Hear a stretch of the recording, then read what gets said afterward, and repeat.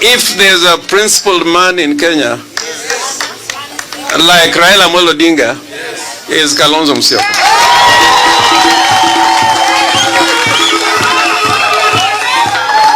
I also want to say this again about Kalonzo Musyoka. This guy has been a vice president. You know, power must be controlled. Ukiona watu wanakimbilia power, ati akiona uzito ya state, wanafikiria wamefika.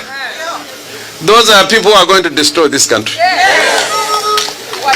Power must be controlled. That's why Raila fought for a new constitution to oversight any government in power. So I want to see anybody in Kenya today who can say he loved Raila more than Kalonzo. I want to see. I want to see. The second thing I want to say, Mama Ida Odinga yesterday, I don't know whether he was expecting a guest of such a texture to come today. Ya kwamba hii kitu ya kusema huyu ametoka Bondo, huyu anatoka Imbo, huyu ametoka Ukambani. I don't want to hear about that because that is not the way to build a one Kenya. And today nearly a representation of all Kenya is here.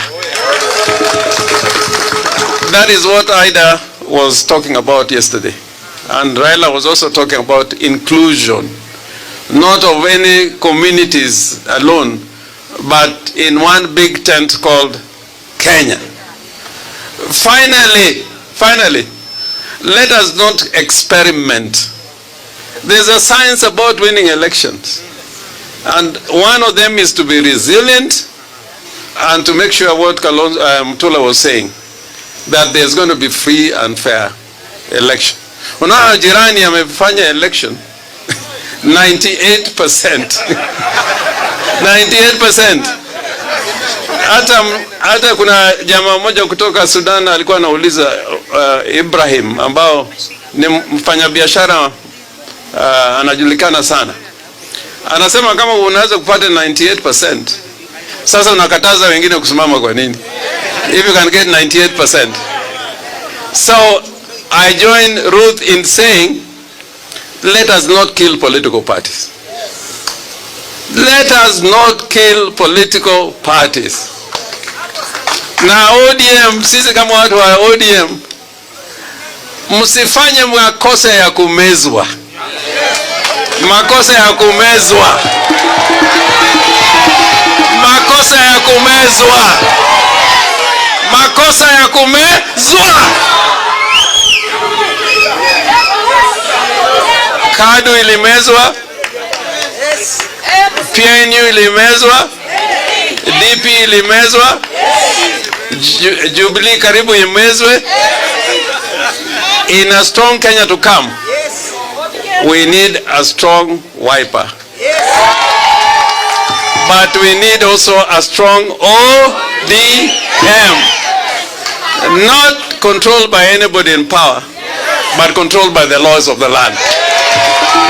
Sawa sawa. Sawa sawa. Joy.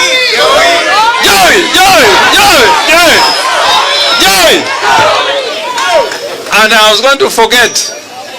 All of us today went to where Raila is lying. I never imagined. All of you, we assumed that Raila is immortal. We assumed this man is going to live forever. So now in whatever you do, know that you are not immortal. Do something like Raila did. And those who thought Raila had no impact in this country, you have now known in death that is more powerful than you think. Kwa hayo namwomba ndugu yetu Senior Counsel Vice President Stephen Kalonzo Musyoka.